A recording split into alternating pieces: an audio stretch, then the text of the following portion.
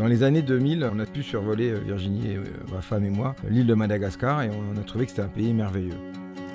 On a vu des intérêts à développer une activité autour des huiles végétales avec un impact maximum sur la population en termes social et économique. Madagascar étant un des pays les plus pauvres au monde, c'était très intéressant de développer cette activité de production d'huile de ricin.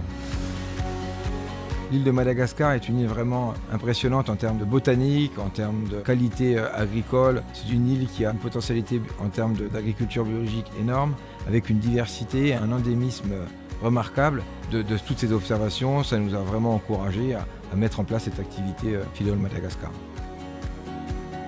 Ce qui me plaît dans Filéol, c'est cette recherche permanente de nouveaux partenaires, de nouvelles huiles, de nouveaux contacts, de découvrir des nouveaux sentiers, des nouvelles pistes où on peut aller rencontrer des paysans qui sont heureux de vous voir arriver, d'imaginer avec nous des développements de nouvelles activités pour eux qui pourront leur permettre de satisfaire les besoins de toute leur famille.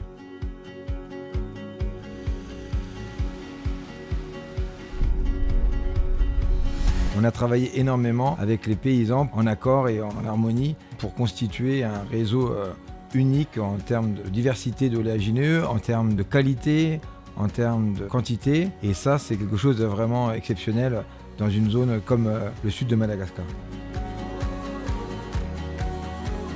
Nous avons décidé dès le départ que toute la production agricole soit faite par les paysans et non pas de venir mettre en place un système agro-industriel et d'autre part de mettre en place une unité de transformation des oléagineux au centre de la zone de production en définissant des prix équitables à la fois pour le paysan mais bien entendu pour nous, pour montrer que l'entreprise Filéol s'inscrivait dans la durée dans cette zone, que les investissements étaient faits là et que les gens pouvaient compter sur nous et investir eux-mêmes dans la production des oléagineux.